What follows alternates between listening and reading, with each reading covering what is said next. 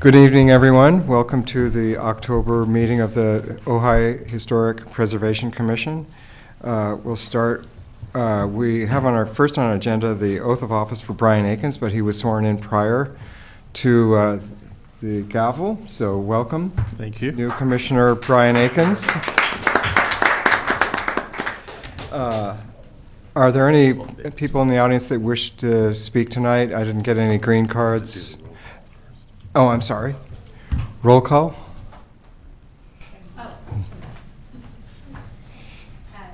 Commissioner Basasha?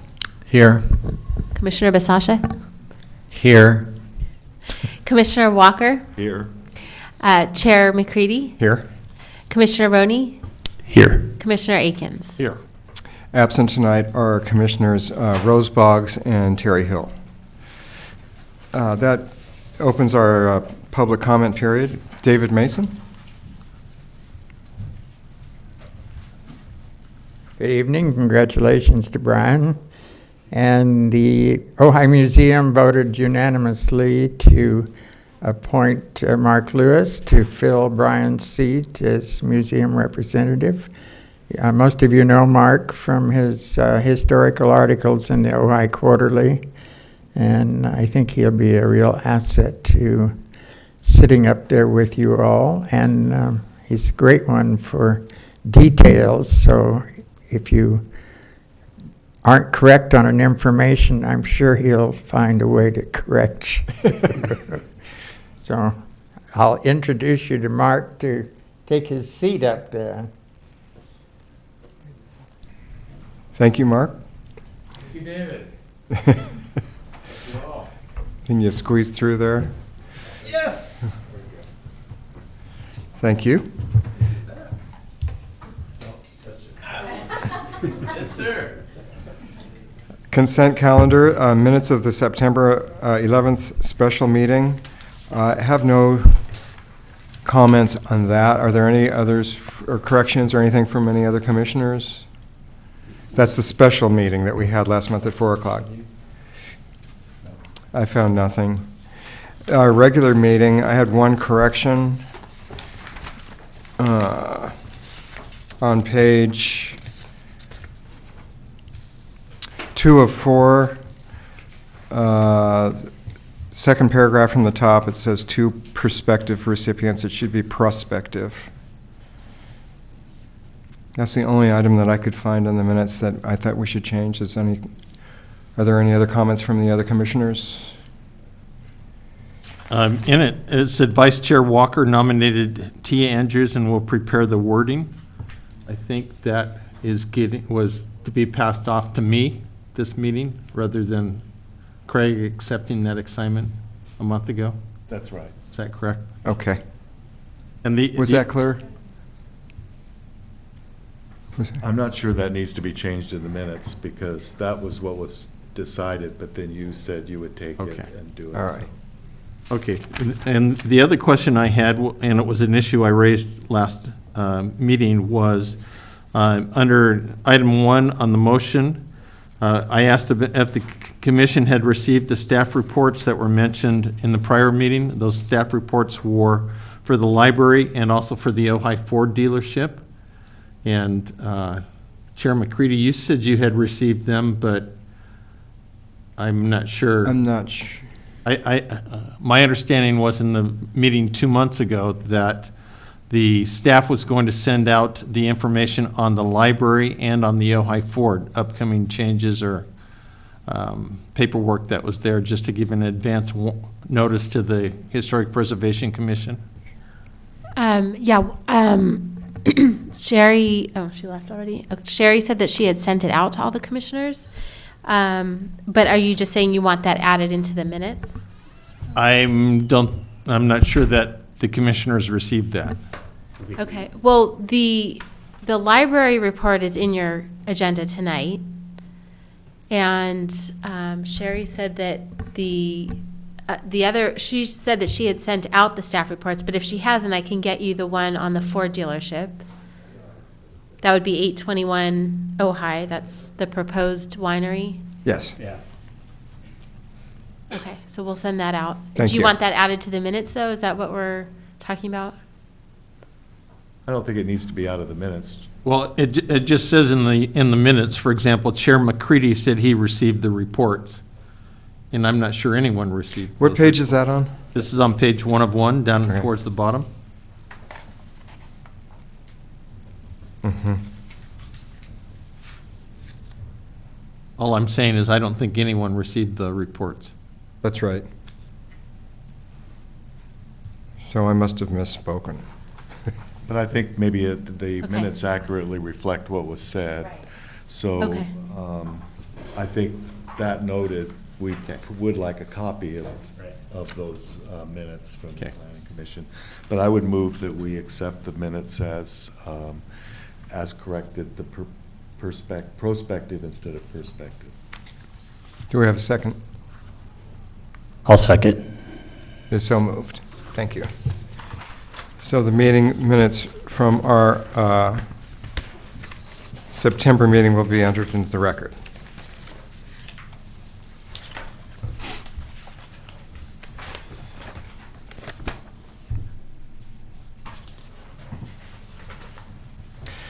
So item number 3. We have a presentation by Heather Waldstein on the, Ojai Lending Library. Yes. Thank you, Chair Thank you. McCready and members of the commission. This item is to give you an overview of the presentation that was given to the Planning Commission on August 6th for a concept review for the Friends of the Library. They are proposing to expand the library, to renovate it. And I've attached the staff report that was submitted to the Planning Commission, which provides all the details of what they're proposing. And staff felt that based on the priority ranking of the project site status on the Historic Sites of Merit list, that the applicant should pursue landmark designation as part of the proposed remodel of the bookstore and reconstruction of the front pergola. Staff has met with the applicant, and the applicant has indicated that they would consider landmark designation if the HPC was willing to consider a landmark designation that applies to the front facade of the building rather than incorporating the interior space or the entirety of the building, I guess for the reasons that, much has changed within the interior, and it wasn't much left in terms of historic nature. So I know that the applicant is in the audience and would probably like to expand on that a little bit more. So, At this time? yes. Thank you. Thank you, Heather. John Lambert. I'm current president of the Library Foundation. Allow me, if I may, to indicate that the Ojai Valley Library Friends and Foundation is not part of the library. The library is a separate entity owned by the county. That entire parcel is county-owned, and anything that happens on that parcel has to go through all of the county review. When we began our project about 5 years ago, which originally wanted to build a room onto the library, we ran into that suddenly. It wasn't something that none of us seemed to know at the time. But the Friends of the Library wholly owns Twice Sold Tale Bookstore, which was built in roughly 1922 by Edmund Libby, who was the Arbolata office for selling land plots. And probably, and this is something that the historian is working on, because we have, as CEQA requires, commissioned a historical review of the building, which should be ready within the next couple of days, actually. But the building itself is very much remains looking from Ojai Avenue, as it did back then. We have some pictures that show that. There's one hanging in Twice Sold Tale Bookstore. We would like to maintain that facade, stabilize it. We are always having to repair it. Right? Our plans are to put the pergola back on, which was there with the small seats that we can see in the pictures. Uh-huh. But the remaining part of the building, in fact, the back half of the building, was not there when Libby That's built right. it. And the interior, although the walls remain structurally where they were placed when the building was created, it has been changed pretty dramatically over time by air conditioning and so on and so forth. So we have committed ourselves at the very beginning of the project to maintain that facade, because whether it was so designated or not, it is a very historic part of the city of Ojai. It's from there back, though, that we want to reconfigure the entire thing, make it earthquake-proof, stop the leaks in the ceiling, so on and so forth. But it is a separate entity. We are a separate entity from the library. The Ojai Valley Library Friends and Foundation's mission is to support the library. That's what we're about. And all the different programs, and we've reached out into the community with the after-school programs, and we support the librarians in all 3 libraries, and so on and so forth.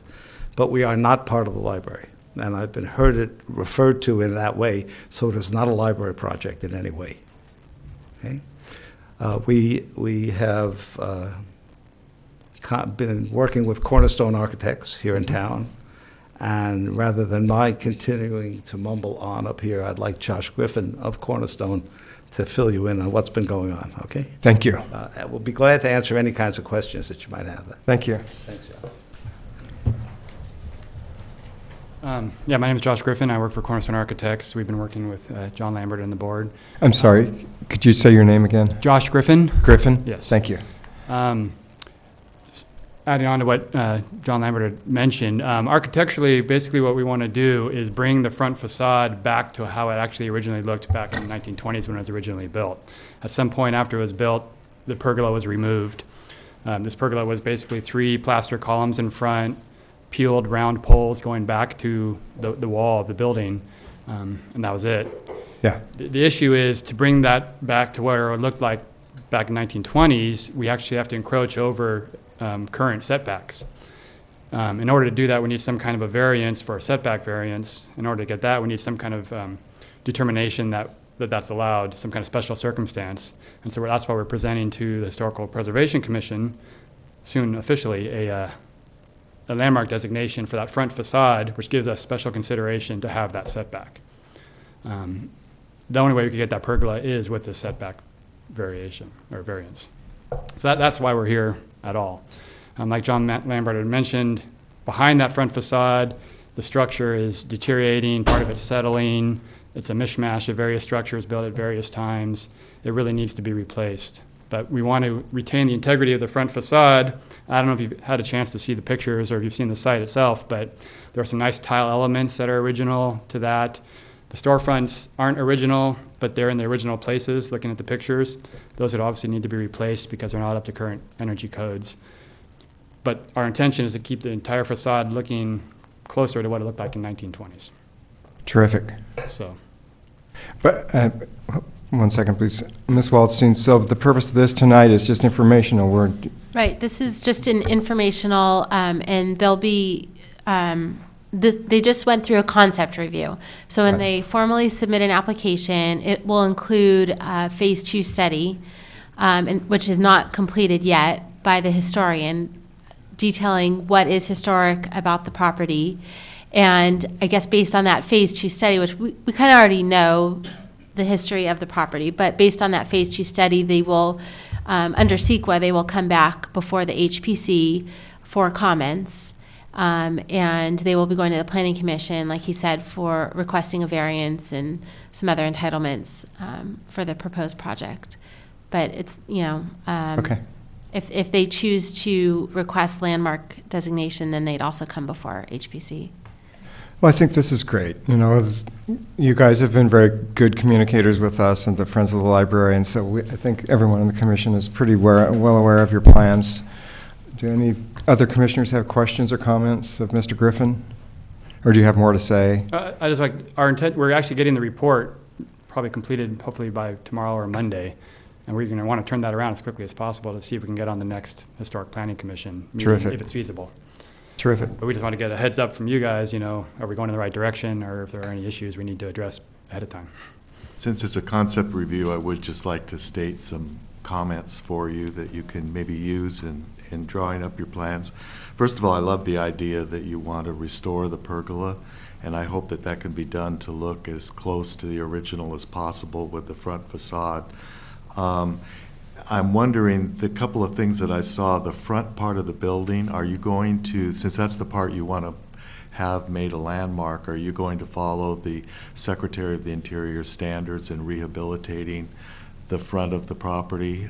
In other words, taking into consideration all the guidelines they have for maintaining the materials if possible, and Yeah, we are definitely working with our historical consultant to maintain that, exactly as you said, per those requirements as required by the Historic Preservation Commission and the City of Ojai. Okay, and then I noticed on the one drawing that was submitted to us that there's some skylights, some sort of vertical skylights along the top of the roof, and one of them was fairly far forward, like over the original old part of the building. And I was wondering if you might want to consider some other treatment for the skylight there because of having that projection up off of the roof. Yes, there is actually an existing skylight in that location. It's not projected like we have it. What we are trying to do is, because that building is pretty dark right now, we want to get some more northern light into the back parts of that building. And so we are trying to do what we call sawtooth roof, where we have the north-facing glazing Right. projected up above I'm just the roof. saying that if your goal is to try to preserve the front of the building to be as original and historical, that you might consider some other Adjusting kind it of to the rear. treatment. Yeah, the parapet should cover most of that, the parapet at the front. I was- At elevation, maybe if you're standing on the roof of the Oaks across the street, you'd be able to see it. But from the street level, you should not be able to see that. Right, there's a large parapet across the front facade. Right, I understand. I understand. So the sight lines are such, it should be. But we're considered trying to over. rehabilitate the building to be authentic. And Yeah. so if we say, well, we'll mitigate, you're adding this large room in the back by doing this restoration of the front, then possibly that front area might be kept a little bit more authentic than maybe we'd allow for the back part of it. It's just something I'd like to throw out, that maybe there'd be some other way of doing it, that it wouldn't have the projection up there. We could definitely look at that and see if we also wanted to use that roof projection as a mounting for possible solar panels as well to increase the sustainability of the project. There may be some wiggle room of that roof, shifting it further to the back so you don't have the sight lines from Yeah, across just on the street. front part, that Yeah, that we is actually the have two. actual historical Yes. part of the And we actually have building. two of those roofs, and we can maybe. If that could be kept and rehabilitated as original as possible, that would be great. Well, yeah, and that skylight is set back a few feet from that facade, so it's not part of the facade itself. It actually is a few feet back along the roof. It is visible from the front, but it's not going to be in that facade area. It's set back. So I think what would I'm help just giving the- you my comment on what I feel would be a mitigation of what you're trying to do, is to try to move any of those sort of new additions as far to the back over the new area as possible. And then another thing would be just a thought, if there's any way of keeping the front area. I'm not sure how it's going to look when you walk by. Is it going to look like a big modern bookstore that goes back, or will you maintain the office look in the front of the building? Yeah, it'll look basically how it looks right now with the bookshelves, and that's all we're adding on the inside are bookshelves. Okay. And we're not increasing it actually very much from where the existing bookstore wall is. We're moving it back a few feet and rearranging the room to make it more useful. But the majority of the addition will actually be further at the back. Right, so the more we can preserve that front section to look authentic and maintain the older look, I think the better. And you may not be able to tell from What you the, do back behind it is, you may not be able to tell from the pictures, but behind those front windows, there's actually a little shelf area that's original. And right now it houses some kind of funky venting system that comes through the tiles at the front.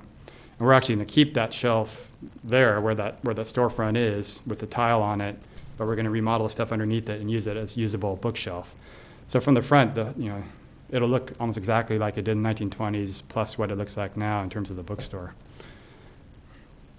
Okay, so I tend to agree with Commissioner Walker. The front sawtooth skylight is probably likely the thing that this commission would focus on. Okay. So maybe it would be helpful if you just did some studies, like if you were to stand across the street on the sidewalk, would you see it? Would you say, yeah?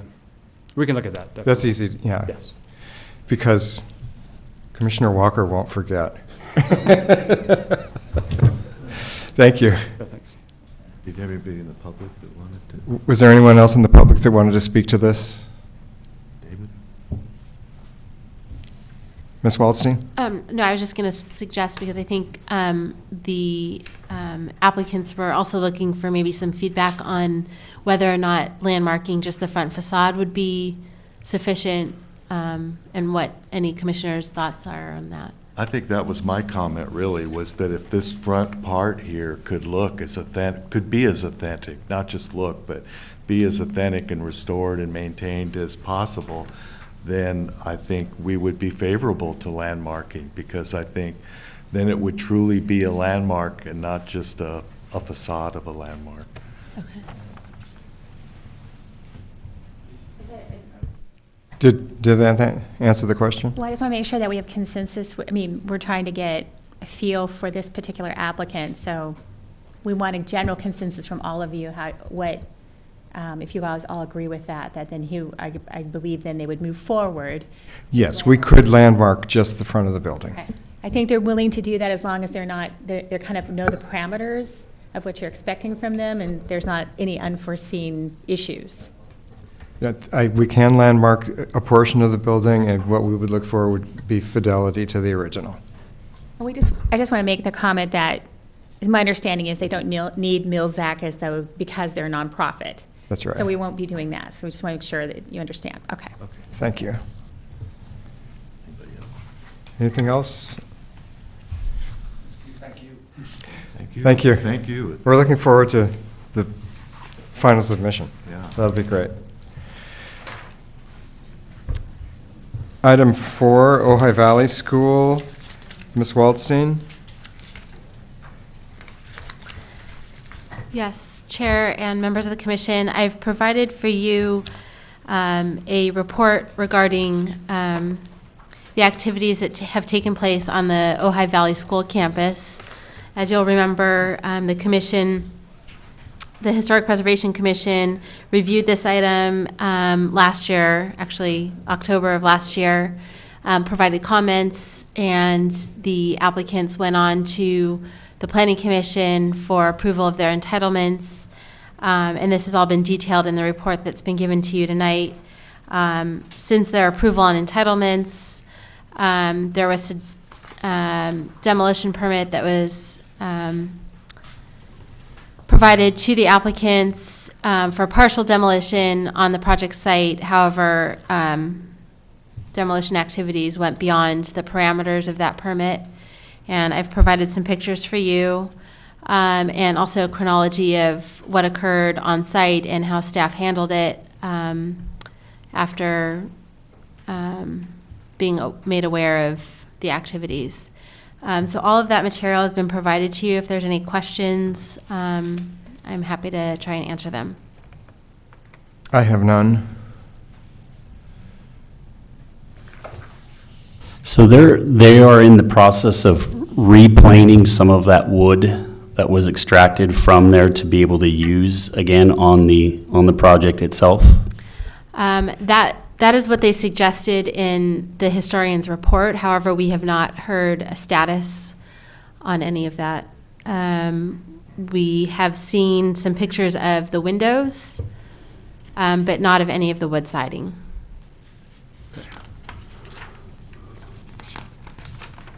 I just had a couple questions. So in reading through the materials, we have a building that was going to be partially taken down, added to, but the founder's building was going to essentially stay. But what we're left with is a foundation that stayed, a roof that supposedly will stay, although it's not apparent in here, some unbroken windows which aren't broken, and enough wood possibly from the siding that will be used around the windows but not used on the siding. Correct. Am I correct? That's correct. And so basically what we have here is a picture of a building that's been essentially rebuilt, and then we're going to put some cosmetic historical features to Correct. it? That's correct. You know, I was sitting out there where David is when this was discussed, I believe, last year, or maybe where Mark is, and that's not what I understood in sitting there. So, you know, my next question is, has this project been shut down? It was shut down, and we requested, I think the letter that I put the letter in here. I think I incorporated it into our report. From Katrina? That the letter that staff sent, first, a stop work order was issued when we learned of the demolition. And staff went out there and took some pictures. We met with a contractor. We've had several meetings with them since. What we ended up with is we responded to them with a letter on June 27th. And the last paragraph of staff's report to you tonight, the paragraph that begins with on June 27th, staff responded. So all the items that are in that paragraph, there are 6 items, is what staff requested from the applicant in order to respond to those activities. And then they were allowed to begin activities again on the site. But they first had to obtain a building permit, which they did not have at the time they were doing the activities. They had a demolition permit, but not a building permit. So they were then required to come, submit plans. We reviewed the plans. They were issued a building permit, and now they've started work again on the site. Okay. I guess I'm just curious, in a precedent-setting type environment. I'm down in Oakview. We had a real estate store that was real estate office that was there. We watched it slowly get dismantled, other than one part of a structure on a wall that remained there, and it kind of was almost a running joke that the only reason that wall stayed there was because then they could say it was the original building, which it isn't. Mm-hmm.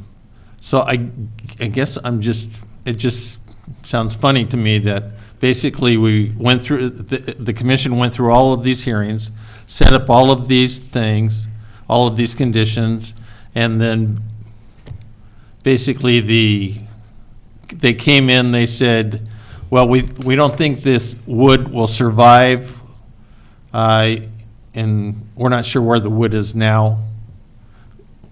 So it just seems strange. So staff had understood that there was extensive demolition going on out there, and we sent the building inspector out there, and he shut down the site. But by the time we got out there, most of the, all the battens were gone. Most of the boards were gone. They assured us they were there, but upon pressing them, so where are they? And then we found out that majority of it had been taken off site already and disposed of. So we stopped it as soon as we possibly, I don't think the demolition permit was even issued maybe a couple of weeks. This happened very quickly, that all this work was done. So, and of course, it was difficult for the city to put the project into, a stop work situation because, it was the summer and the activities they wanted to get done before so it was not taken lightly that we did this, but you can see the extent to which the building was deconstructed. But I think that what we've learned from this is that some of the language that people use in their conditions are just too broad-based. The language used in this particular case was repair or replace as necessary. And they took that to mean that they had carte blanche to replace as necessary at their discretion. And I don't think that that's what was in keeping with the Interior Secretary's protocol, nor was it what was presented during the public hearings. But as case may be, that's how it was worded on the plans. And so we asked them to provide us documentation, who made the decision and what historian looked at this to say they needed to be replaced and couldn't be reused? Because we know there's a triage of the policies you use in the Department of Interior, And so they go through, preferential, right? This is what we prefer, and then it goes down to the next level, and then the least preferred method is just to create something that all new materials that just looks like it was old, right? That's the least. And so, but to be honest with you, we were chasing the dog's tail. I mean, it was already gone by the time we were out there. So, we did the best we could, and we feel that there's enough documentation in there to show, that the boards were really, some of them really were disintegrated, powdery, and that we believe that the most integral items to the founders were saved, which was the windows, the chimney, and we've been assured, although at this point in time we haven't had any resubmittals to us, that the type of board and battens that they'll use will be, the builder has access to, I believe, clear redwood, which would have been what would have been used at the time, to then replicate the boards and battens. But as you know, the protocol is that you reuse materials to the extent feasible, and that's why the milling of my understanding is, and if you can kind of picture this, that the boards were sort of in the ground and in the dirt, the wick end, so to speak, so those were all gone. And milling it or planing it, depending on what you're doing, would make the boards then too short for them to become then used as boards, right? They'd be under the dimensional length they'd need to be. So we think that this is a good solution given the situation as we found it, and I think that we've learned that we need to have reports come in, and we need to write conditions that say, if you find something other than what was disclosed to us, you need to come back in and do a modification, things like that, and that if you're going to say replace as necessary, we really need to write a condition that says under who decides what's necessary and what kind of documentation is submitted to document that. So I think it's kind of a learning curve on that part of the conditions, and because certainly you can say things in a public hearing and you can, guarantee, but, what's on paper and what says there, they have a right to follow that.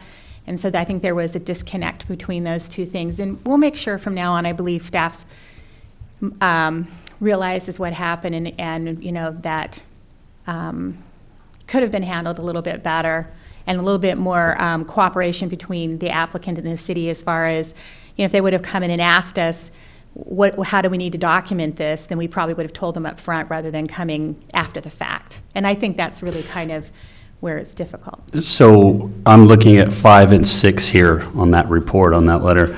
A detailed plan on reconstruction of the workshop, including how original materials be reused and how new materials replicates the original. Have they submitted any of that to you yet? No, they haven't. Okay. I just want to follow up on, my comments were in no way to, cast any negative aspersions to staff. No, I appreciated the report. I appreciated you going back and challenging them, and with, additional obligations put forth and qualifications that were needed by the person to determine whether what they had done or what they were claiming. And I'm not sure that they came back with someone that had those qualifications. I didn't think so. I get, to me, it looks like it's kind of I'm going to interpret it how I interpret it. I'm not sure if that's a pattern with some people, and then I'm going to do what I'm going to do, and then I'm going to ask for forgiveness later, which is kind of what it looks like happened here. Again, wasn't there, don't know these people, new to the commission. But I'd hate for this to set a precedent for people going forth. We have the historic sites of merit, and all of a sudden we look at one of these things, and all we have left is a foundation, a roof, and a chimney with a completely new siding and everything in it. And so my question would be, if we looked at this building when it's complete, would we think it's historic? Commissioner Walker? I'm sorry. I don't know that it will follow the Department of Interior's protocols. That it will do. But it's not the highest level. We're now down towards the lowest level. things, it will look like it's supposed to look as the Founders Workshop. But majority of all the siding, the board and battens will be replaced in like kind of what was the period of the time, which you're allowed to do. So I think in that case it will be appropriate. It will follow the guidelines. I'd just like to answer the precedent setting. No, it's not going to be precedent setting because I think that one, it wasn't a landmark.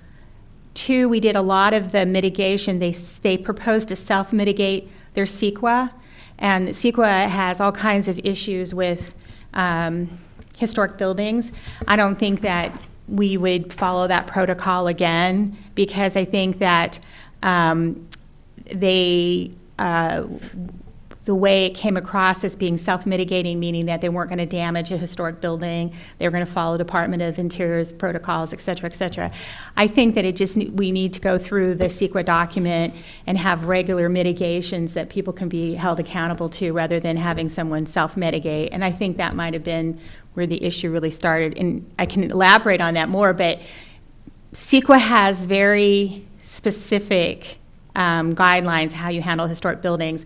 When we talk with generally most of the people that come in here are doing single-family homes, and they're sort of exempt from a lot of our discretionary review. Well, this wasn't a single-family home, and they weren't exempt from discretionary review. So they did have to do a CEQA document.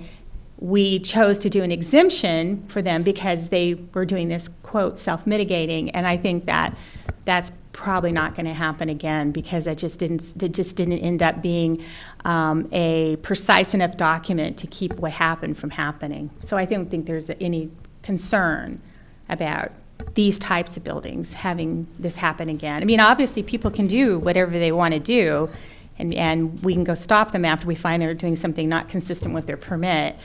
But I think that just setting up a scenario where it's not very clear, step 1, step 2, step 3, I think we won't let that happen again. There'll be very clear steps on what they have to do. Commissioner Walker?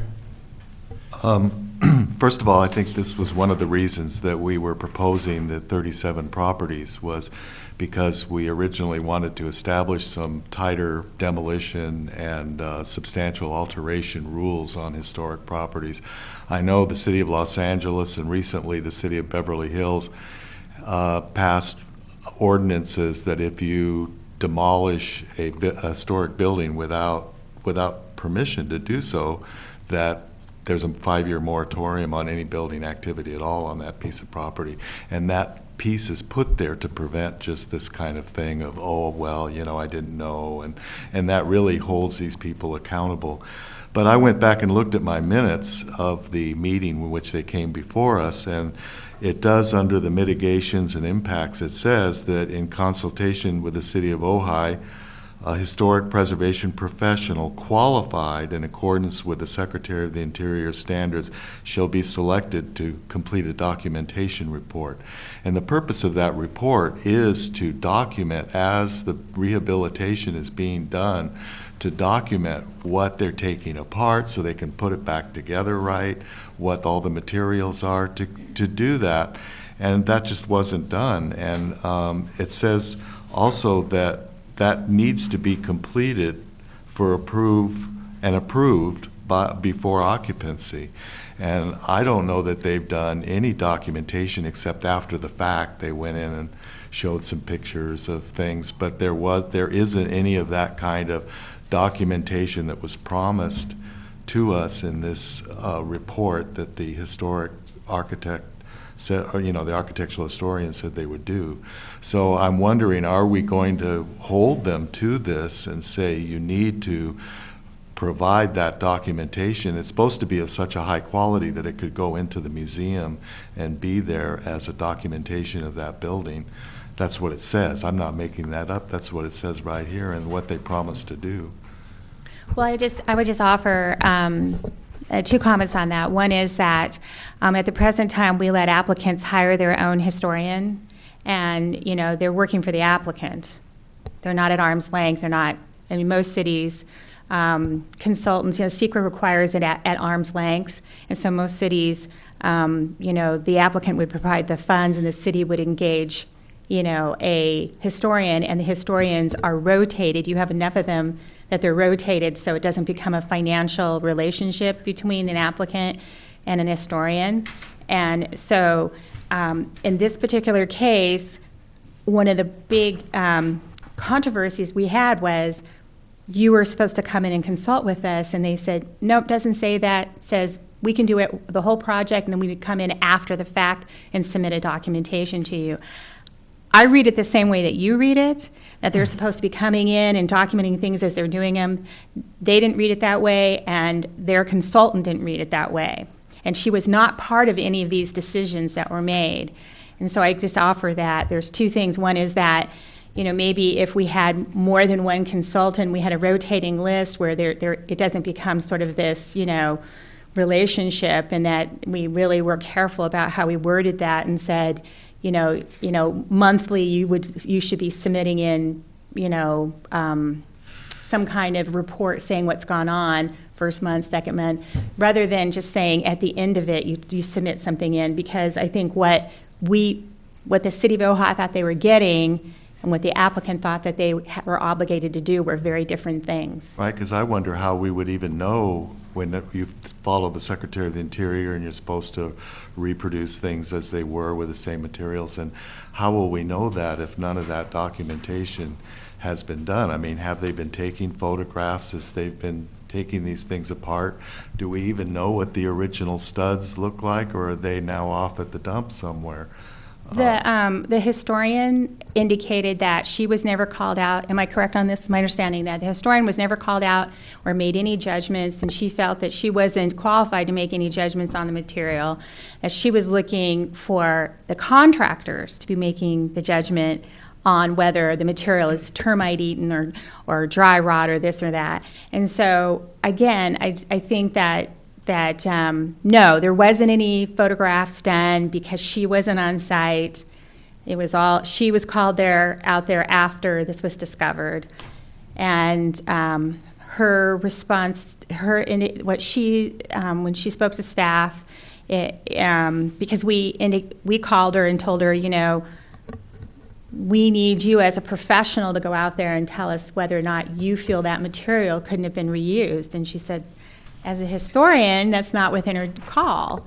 And so I think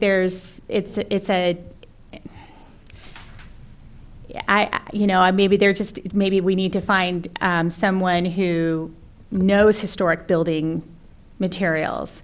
And I don't know, but that certainly is how that went down, that it ended up being the call of the contractor. But I think we almost need to let the people know who are doing this that it says right here in their report that documentation report has to be approved before they can take occupancy. And so if they're just blowing it off and saying we're not going to do it, or we're going to submit a few pictures, and that could mean they won't get occupancy.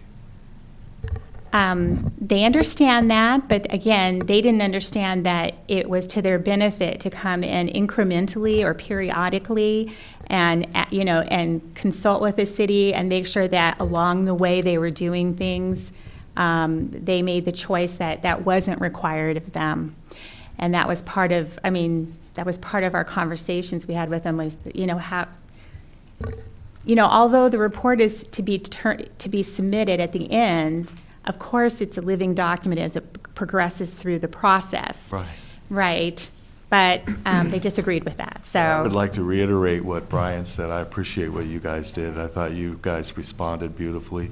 The only thing I would do differently is I wouldn't have let him go back to work, because I think they need to do it right. And I know that the building's down, but there needs to be some consequence for that, I think. Well, okay, and I want to make this really clear, because I don't want to look like the end result is different than what we're trying to explain to you, is that the protocols in their permit said Department of Interior's protocols, and there's a whole triage, levels of.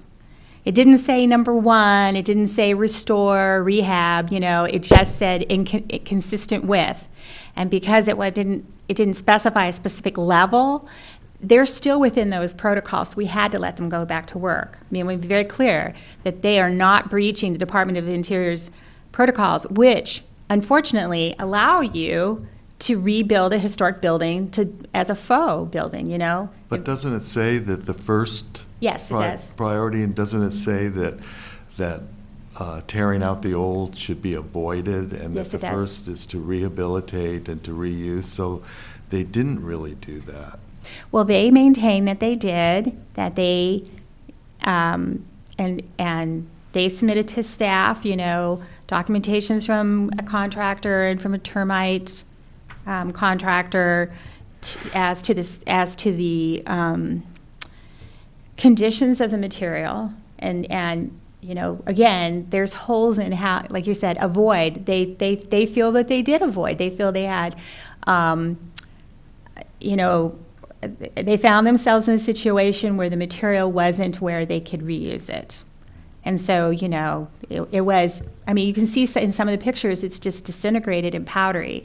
So I'm just saying that ultimately, we're bound by the Department of Interior's rules and regulations and protocols and the way the conditions were worded. And now, you know, maybe in the future we can be more strict with it, so that we don't let somebody drop from the number one, which is, you know, try to reuse and blah, blah, blah, all the way down to where they're building a building that will look like the Founders Workshop with similar period type materials. But in the way it was worded in their permit, they could do that. They could go from, you know, the top, which would be, you know, reusing materials and all that, all the way down to all brand new materials. And so I think we need to be more careful about how we allow someone to make that judgment call. But they are within the terms of their permit to do that. I have a question, Mm-hmm. and I don't know if you can answer this, and one of you guys brought this up. It sounds like this is it? Feedback a little bit. Do what? It's got your feedbacking a little bit. Yeah. I feel like a rock star. Oh, good. So, I mean, somebody could take this building, I'm going to give an example of a detail. Like on the siding, they had 1x12 boards, and then they had battens. So who or what says that they would replace those with 1x12 boards, where you get this nice variance in grain and feel, and then who's to say what the width of the battens are going to be? Because people use all kinds of weird stuff. And then what about the trim around the windows? I mean, are they replicating as close as they can, or because you could really botch it up? The historian as a professional historian, is taking responsibility for that, to make sure that she is authenticating that what they're doing, their proposal now, is replicating what was there. And we were pretty specific about it, that she needed to call out what type of boards, what material, how wide, what the battens were, and all of that. And she's supposed to be monitoring that. So she wouldn't just come in and put in a sheet of plywood with battens over No, it? like T111, no. Well, No. or even just a piece of plywood. 'Cause people no. do that. No, my understanding is that they have access to, you know, because obviously we all know that materials that are from the 1920s, would probably be clear redwood and old growth and all kinds of stuff, you know. But my understanding is that they have access to fairly high quality redwood, and it will be the size in the I mean, there was still material out there for the boards. The battens were all gone when I was out there. But that, yes, it's supposed to be all replaced in like kind. Okay, thank you. Okay. Thank you. Unless there are any other further comments on this? David Mason? I'm an outsider here. You know, you went through an awful lot on that project, and it came close to not being able to do anything to that building. And it was only because of the promise that the founder's part of the building would be kept in its entirety that this commission allowed them to go ahead and change the other part. I look at it as they not only lied to you, and I use that word and I mean it, but I think that the city ought to fine them tremendously for going against your wishes. If what you say is not going to hold up anywhere, then why bother for you meeting here every month? This is utterly ridiculous. They're going to come back before you, expecting to tear down the next building too. And it's going to get approved, and that's a shame. I would put my foot down at this precise moment that there would be no more changes done to Ojai Valley School, no matter what building it was, because of this kind of thumbing their nose at this commission and also at the city. And they should be fined. Other people would be fined for going against what they were permitted to do. And I think this is a horrible injustice. Thank you, Mr. Mason. I think there are other commissioners that share your anger. Planning report. Number 5, item number 5. Yeah, I wanted to remind the commission that next week at the city council meeting on October 14th, there will be 2 things going on. One, Pat Dorner will be getting her plaque, and I believe Commissioner Hill will be speaking, but of course, any other commissioners that would like to come, and maybe there's opportunity to speak as well. And the other thing is that the award that this commission recommended for both Tia Andrews and Aaron Clapp will be given, or hopefully approved at that city council meeting. So On the 14th. On the 14th. So there will be several historic preservation items on the agenda for city council next week on the 14th.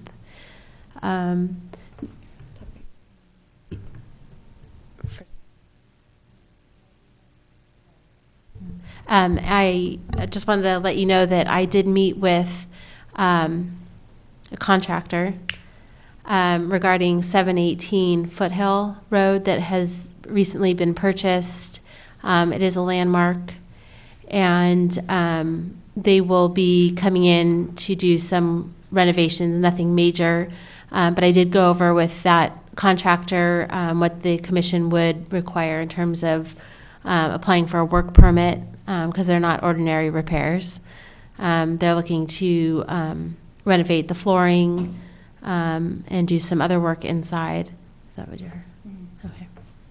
So I did meet with him and let him know that we would be requiring a work permit. So that may be coming before you sometime soon. Which house is 718 Foothill? I knew you were going to ask that, and I can't remember the name. It's the O.W. Robertson House. I think Correct? it is. It's the one that I mentioned in the report a month ago, that we were allowed to go in by the now former owner and take video and pictures of every part of the house, Okay. inside and out. Well, go ahead. I was just going to say that if we can get copies of any of that, that would be extremely helpful. Sure. Yeah. Can we ask who the contractor is that you spoke with? Yeah, it's Andrew Stassi. That would be the same gentleman that was involved with the Ojai Valley Schools. That's Is that correct. Yes, thank you. Thank you. It was a setup. Thank you. I just want to also, for the planning report, just tell you that we had some questions about the fees for historic preservation fees. We kind of ran out of time, and my apologies to get it on this agenda, but we're going to do it for the next agenda in November. But I just wanted to let you know that you should have all got the city council agenda, which says, no changes in fees until you folks get to look at them. The only thing that was added were for fees we didn't have, and one was for the historic district. And as you know, I continue to have, or maybe you don't, So I guess I should tell you that I continue to have conversations with people regarding coming in for an application for a historic district. Good. And so, you know, we've been working with them off and on. They're sort of, you know, they kind of have peaks and valleys, you know, they contact me a little bit more and then a little less and a little bit more and a little less. So, but, you know, we didn't have any of those fees in there. We only had for landmark, not for districts. So that was the only one that's been changed. But you still have time to talk about that. Are you And, getting, excuse me, are you getting several different? no, just one. Just one? Okay. Just one, but you know, it's a lot of people. It's a little bit more work than just a landmark because you're dealing with a lot of different property owners and a lot of concerns and fears and unknowns and that type of thing. So, you know, just trying to keep them focused on just really landmark what really makes your neighborhood distinct and historic. You know, don't go further into things than you need to go into, so that, you know, we get a high percentage of people in that neighborhood agreeing and not so much, you know, an adversarial pitting one neighbor against the other. And, you know, just things like like how you talked this evening, the front facade, the roof line, the way the streetscape looks, those types of things, rather than what you're doing inside your house. You know. I would like to say that we were told that on October 18th, there's going to be a Historic Neighborhoods Convention in Los Angeles, sponsored by the LA Conservancy, where they're going to talk about these issues of historic neighborhoods. If anybody on the city staff were interested in that, you could go to the LA Conservancy's website. And they talked a little bit about that, how in most landmarks, they try to landmark 360 degrees on the building, but that in historic districts, they just do the facades because they're just interested in the driving through. Yep. And what you see. So there's a lot of good information. Wonderful. We really picked appreciate up. that. That's great. Thank you. I'm sorry. Just one follow-up question. The 718 Foothill, the O.W. Robertson, is a Mills Act house, correct? And it's not just the front entrance to that house, it's the whole house. Is that correct? It's the whole house and I believe some of the property. I mean, Okay. I would have to go back and look at the Mills Act agreement, but when I went over it with the contractor, there were some significant items that had been called out for protection. Okay, and I think you mentioned that they were looking at redoing the flooring in there? Yes, Okay, and that flooring has been there, I believe, since the house was built? and the flooring is one of those items that's protected, but they were looking to restore it, or they didn't have detail on what they were going to be doing. Are we going to get detail? Yeah, as part of the work permit, they would be giving us detail, and I also requested the contractor to allow staff to, you know, go through the house and look at the items that they were asking to restore or change. Okay, because I know the former owner, again, because I went out and met with her, not as a member of the commission, but as a member of the Board of Trustees with the museum, had done quite a bit of work to put the flooring, the walls, back into the shape that it was. And I believe she also was the one that filed and put in place the Mills Act for that property. And so I know a lot of work has been done to put it in the condition that it's currently in. And I think, remembering back to my meeting with the contractor, that some of the items on the preservation timeline have not been completed. And so they are looking to complete those items, and I believe the flooring was one of them. Okay. So the reason for the Mills Act, or, you know, one of the items on the timeline was to restore the floors, and it was never completed. And how can we get a copy of the Mills Act, or the application for Mills Act for that property? I can forward through email to each of the commissioners that Mills Act agreement and the landmark. I, for one, would like that. Okay. That'd be part of the packet, won't it? Oh, eventually, if they, you know, when they do apply, but I mean, I can forward that information to you, you know, tomorrow if you'd like. That would be I great. just want to add that one of the reasons that we're doing this reporting on anything that we have dual roles, and, you know, even more than that, with Planning Commission. And we're just trying to make sure that we're communicating, and we think that talking back and forth and you telling us you have pictures and you give those to us and we can then add those to the file, it only helps in making sure that we don't have issues, that we know as much as you know, and that you're finding out in kind of real time what we're working with and what we're telling people, and it's just kind of keeping both hands knowing what each other's doing. I think it really helps for us to keep people knowing what they need to be doing, and maybe hopefully not having what happened in Ojai Valley School happen again, because we'll know we can make these work permits and very clear with precise timelines and deliverables that will satisfy everybody without being overly burdensome. It's just a matter of making it clear. There's nothing would really That's right. change, but just making clear and no misunderstandings. It sounds like on this one, we're on a good track. Yes. Yeah, thank you very much. Thank you. Does that also cover our future agenda items? Unless you have something to add. No.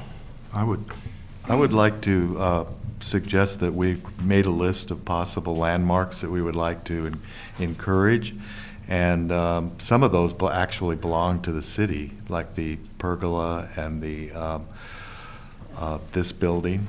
And I'm wondering, maybe it would set a good example for the public and for other landowners if we set that in motion to get these put as landmarks. I think that's a good idea, and we discussed that at the retreat. Yeah. We came up with that list, and I think the comments or thoughts at that time was that, there wasn't a rush to do those, but I think that would be actually a good idea, is to start landmarking those properties first. Right, so Absolutely. people would see they're in the process, we could publicize it, and Yeah. it might be a good thing. Okay. Well, I will bring a list of those properties that are city-owned to the next meeting, and we can start the ball rolling on those. And did you have anything more on how we were going to write those little descriptions of the historic buildings? I have that for the November agenda, because I think there was an additional comment from Commissioner Hill at the last meeting regarding what questionnaire or form we were going to use. Thank you. If I may. And if I'm correct, at the next meeting, we will also briefly talk about historic districts, if I'm not mistaken. Was that brought up for next meeting? Oh, the guidelines? Yes. Yes, you're right. Okay. Thank you. Commissioner comments. Next weekend is Ojai Day. I will be opening the jail. I'll be in there in the morning. So who's my point person this year for getting tables and unlocking the jail and so forth? I believe it's either Greg Grant or Amber. Amber's the point person for Ojai Day, but I believe Greg Grant was the person last year that you discussed how to get. Because last year we that. had, we didn't get our table till about pretty late. I The think- jail was open, but we had no place to. Okay, and I think Greg is in charge of that, so Okay. I can give Greg a call tomorrow and make sure, find out whatever we need to find out, and I can forward that to you. Okay, and so I'll reach out to him as well this coming week. Okay. Is it okay if we give him a contact number for you? It is. Okay, thank you. Thank Are you you. going to set up a schedule for us? I was going to ask about that next. And I have you at what time? What time do you have? Usually I'm there from before it starts until around midday. So I'm looking for people to do, midday, afternoon. And I can come back to close if we need to have that done. Okay, Commissioner Roney? And how much time can you devote? How much time would you like to devote? It's a lot of fun, actually. Just schedule me in. Okay, let's say 11 to 2, something like that? Commissioner Walker, were you? I'll come with you to help open up and set up. Okay. Anyone, no other takers? Wherever you want to put me, 2 o'clock? 2 o'clock. Okay. Are you going to have that same Boy Scout that did such a great job? We talked about that in one of our meetings, and who was going to be the point person to reach out to the Boy Scouts, and now, Well, usually that's me, but it was also suggested to use Villanova students through you. But either way, we're What getting we've- close. yeah, what we've done is we've had the Boy Scout group, and they count the people that come through, and, show people the jail. So if you have students that are interested in that, it would be terrific. It's a lot of fun. How many students? 2 students? Yeah, 2 or 3. Okay. And I'll bring flashlights so that people, won't be scared when they're locked in their cells. And, I have the signs for the jail, and I have my T-shirt. I don't have other T-shirts. So And you have the big poster with all the I think that's in the Has jail. stripes, Oh. right? Your T-shirt has stripes? Yes. Okay. Yes. So I'll talk to Greg about unlocking the jail, and I think the materials are inside the jail.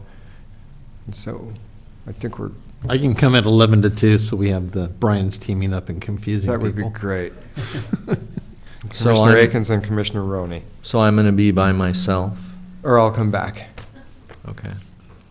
We won't leave you there by yourself. It's a lot of work. Any other commissioner comments or items that the old car? the car, The what? the police car. Oh, yeah. So I'm trying to recall his name. Dwayne Bauer. Dwayne Dwayne Bauer. Bauer. I know where I can reach him. And also part of of having that car was having the scouts or whomever Keep comes, people off of it. Yeah, away from it, because it's a vintage automobile. So I will reach out to Dwayne Bauer and Greg Grant. Museum new. One quick go question, or since I'm now officially taking the responsibility, the due date for a write-up for Tia Andrews,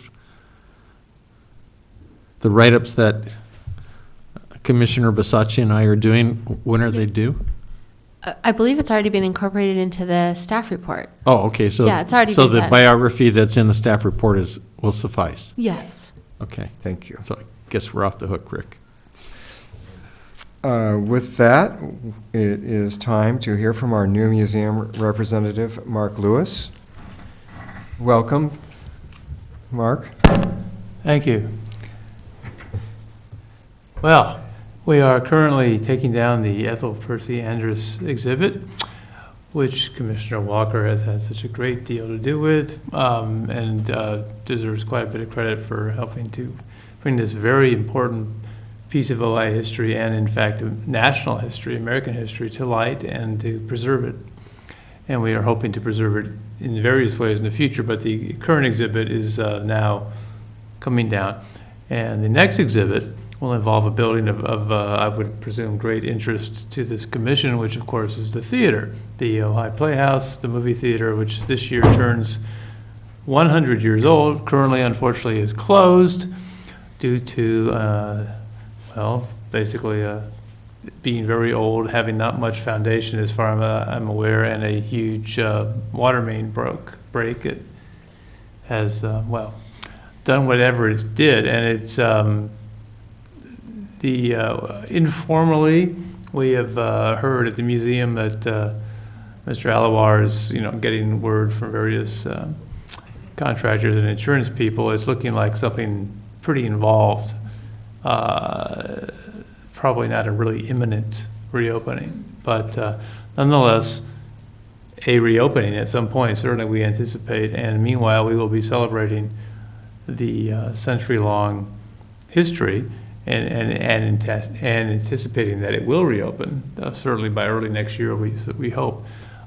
So we will have, I believe it is opening October 21st, 22nd, 21st, I think it is, for the museum exhibit on the theater, which Elise DuPoit has put a lot of work into, and they're currently putting it together, and there's quite a bit of interesting stuff about the history of Ojai and Hollywood and movies in general, but also specifically that building, which is the oldest still extant movie theater in Ventura County, and one of the oldest in the country, because before 1914 it only goes back 1 or 2 or 3 years, and it was all Nickelodeons. I mean, it's really a piece of history that plugs into the national history of movie theaters very directly, and we're hoping to make quite a bit of hay out of that and emphasize it.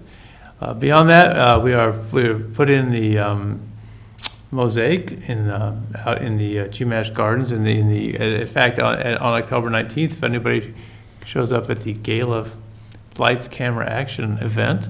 I believe they'll be unveiling the Chumash Garden in general, the mosaic in the middle of the back garden. And we are also looking at some shade umbrellas, which would be used for events, but then closed down because the Chumash plants need a lot of sun, so you don't actually want to shade them very much, being that they're native.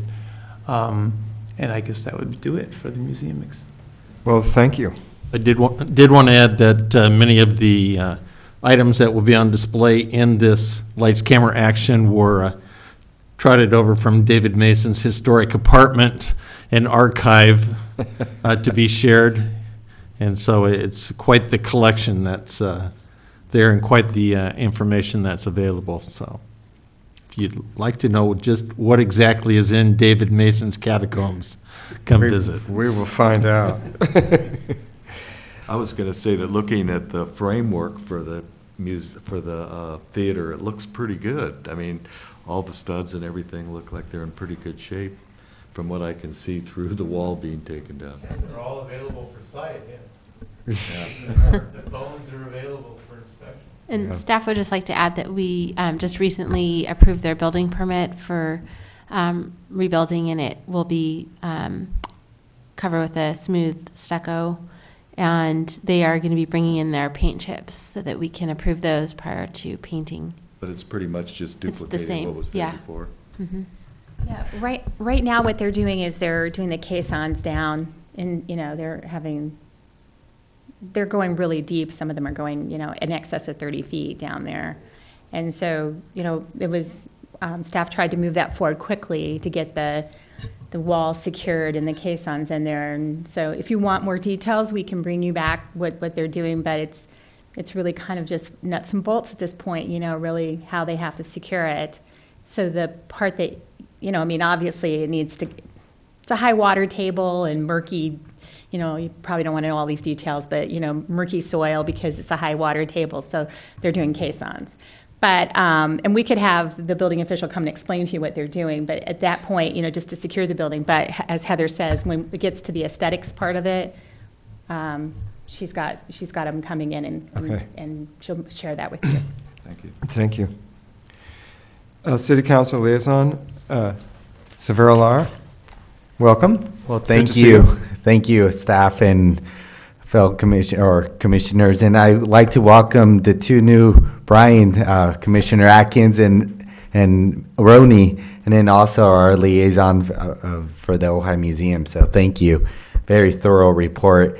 And it's good to hear that we're trying to communicate and trying to prevent anything from falling through the cracks like Ojai Valley School. It's unfortunate that we have to learn the hard way, but it's important to look at the good and try to move on and try to prevent it as it goes, as other buildings come on, want to get either landmark status or Mills Act and so forth.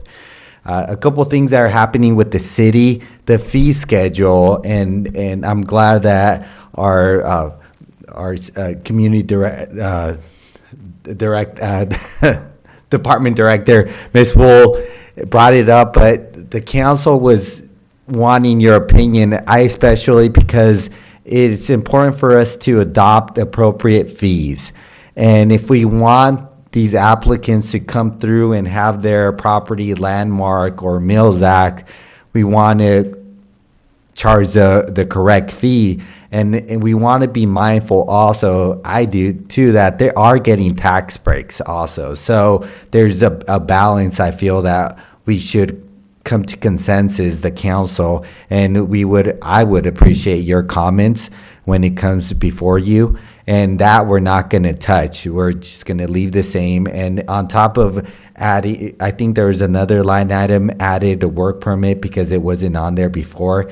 So I think it's really appropriate. And I feel like we are starting to clarify the process a little bit better for applicants that come in. Another thing that's going on with the city is neighborhood planning. And it's interesting that we talked about landmark districts, because it's important that if we are going to do some neighborhood planning, that topic or that issue comes up so that the public knows that it potentially we could have districts here in Ojai. But we are trying to hash out the details. We are trying to make sure that we get the right consultant. Ms. Wool and the city manager have done a terrific job at interviews and going through the whole process of weeding out the best consultants for us. Other than that, I don't know if you guys have any questions for me about other city items. I would just say on the fees that, you know, when we get feedback from the community on, you know, we're trying to demystify landmarking and historic preservation here. And what the feedback we get not almost always, but frequently focuses on how much is this going to cost me? How much are the fees? And so this is something that we will look at very carefully. Yeah, and it would help us also, any feedback that you have, and looking at the pros and the cons. And I just want to make sure that when it comes before us, that we can make an educated decision, and we definitely lean on our commissions a lot for that information. So, thank you. Well, thank you. Thanks. Thank you. With that, we are adjourned.